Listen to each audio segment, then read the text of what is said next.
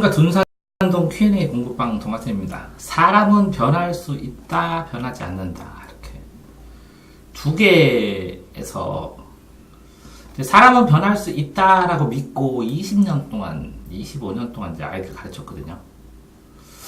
그러면서 항상 사람이 변하지 않는 게 아닌가? 사람 자체가 변하지 않는 게 아닌가? 아니면 내 능력이 너무 부족한 게 아닌가? 아니면 아직 변할 때가 아닌 게 아닌가? 라는 생각을 했어요. 근데 어쨌든 이 생각의 기본에는 두 가지 특이 있어요. 교육에서. 하나는 선천설이고 하나는 양육론이에요. 이 선천설하고 양육론을 교육학에서 이제 2대 축으로 잡거든요. 근데 이제 어떻게 선천설을 잡느냐에 따라서 교육의 방법이 확 달라져요. 성선설이냐, 성악설이냐, 백지설에 따라서 양육하는 방법이 다 달라요. 사회계약하는 것처럼.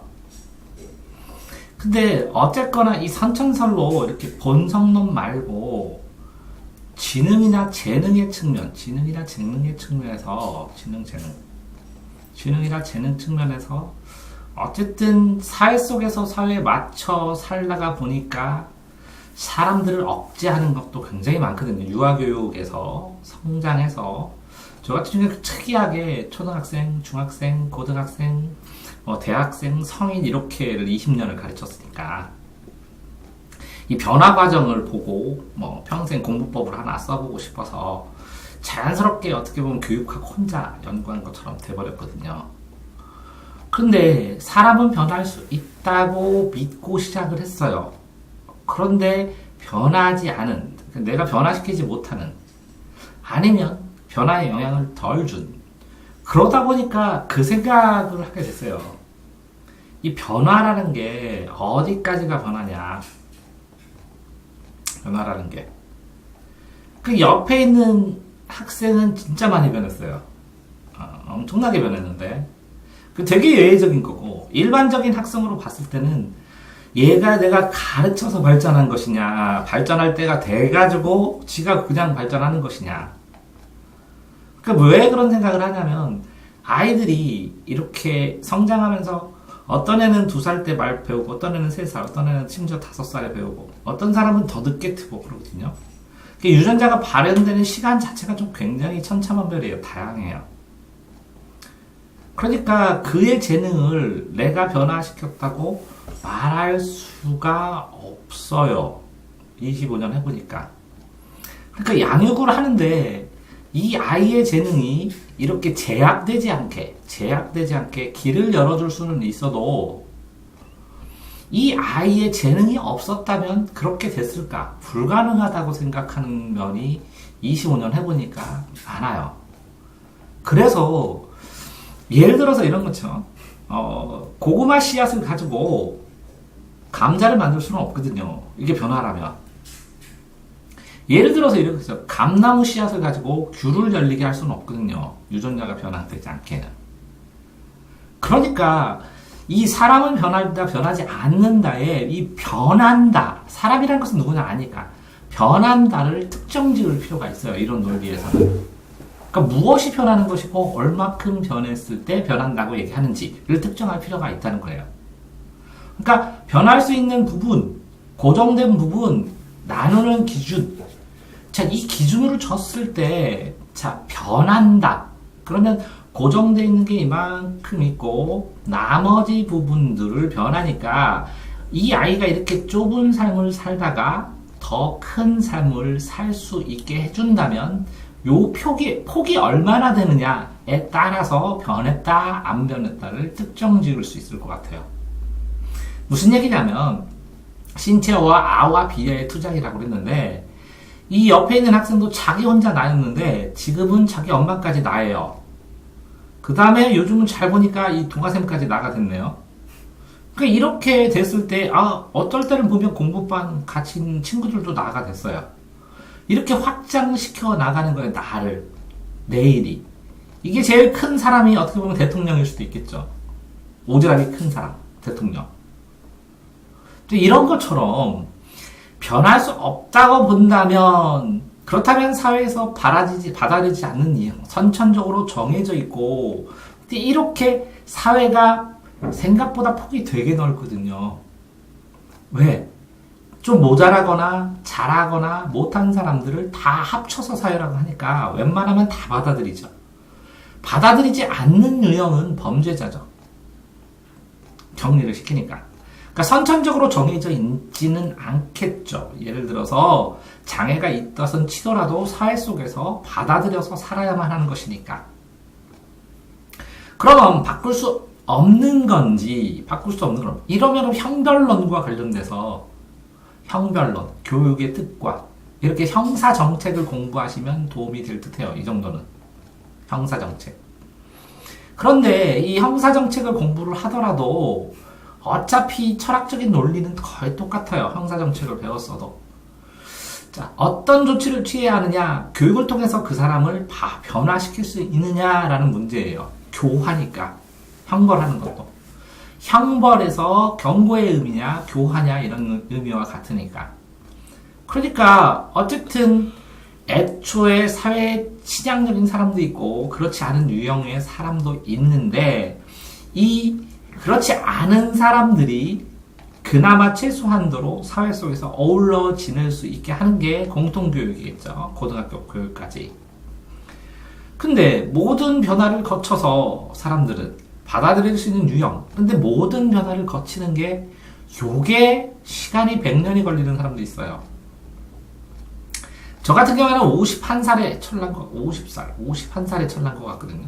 어느 정도. 첫 번째 철.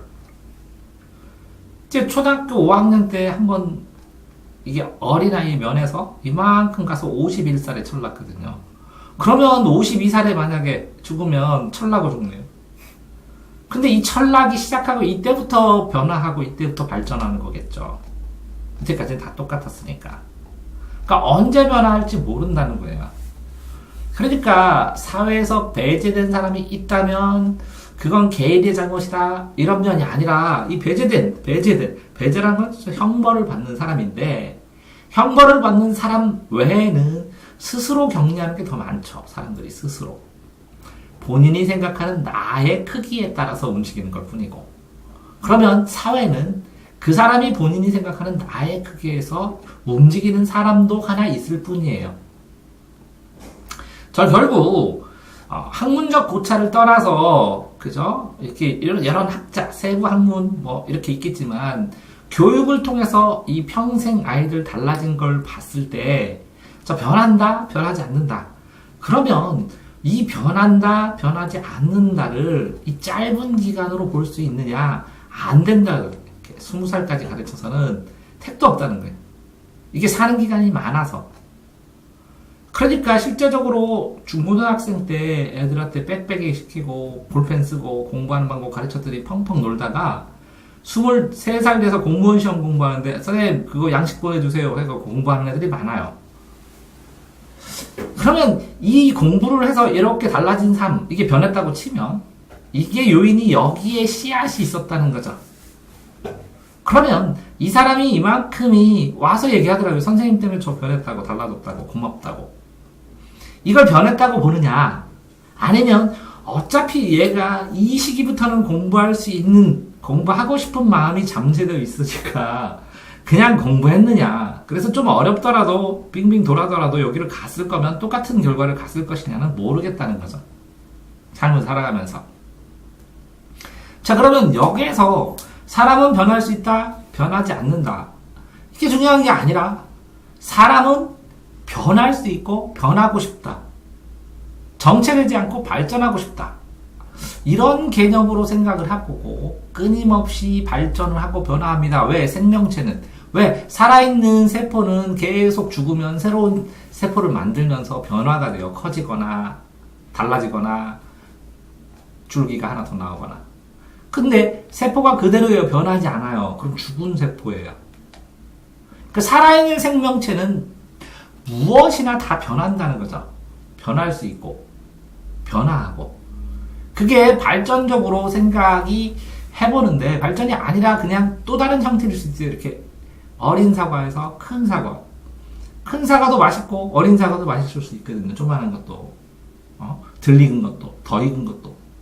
사람에 따라 성향이 다 다를 수 있고 너무 익었다고 싫어할 수도 있고 그런 것처럼 어느 것이 완성이냐의 기준을 특정하는 순간 나머지는 다 쓸데없어지는데 이 변화의 과정, 삶의 변화의 과정으로 본다면 부드럽게 변화하는 거에 따라서 내가 정체되지 않고 새롭게 살아가고 계속 변화시켜야 되는데 그게 선천의 문제냐 양육의 문제냐 그러면 선천의 문제가 강한데 그것을 도드라지게 나타나게 발현시키는 건 또 양육의 문제니까 이 두 개 다를 고려를 하지 않을 수가 없는 상황이 되는 것이고 그런 상황에서 선천 때문이야 양육 때문이야 이렇게 하나 특정하는 게 뭐 그렇게 의미가 있냐는 거예요.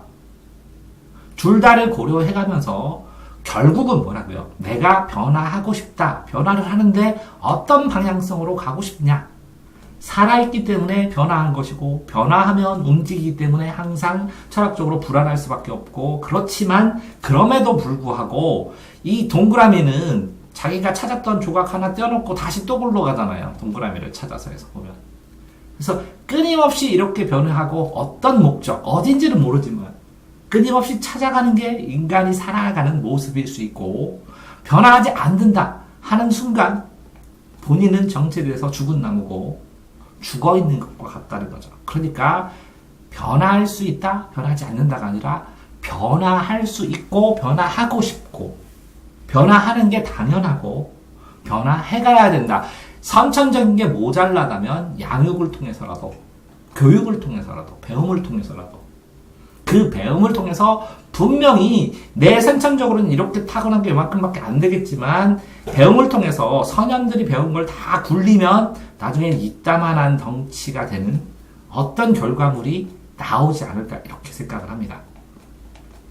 자, 그러니까 이미 정해진, 이미 갖고 있는 선천을 탓하기보다 변화시킬 수 있는 양육, 교육을 초점을 맞추는 게 맞다고 생각을 합니다. 준산동 동환쌤입니다.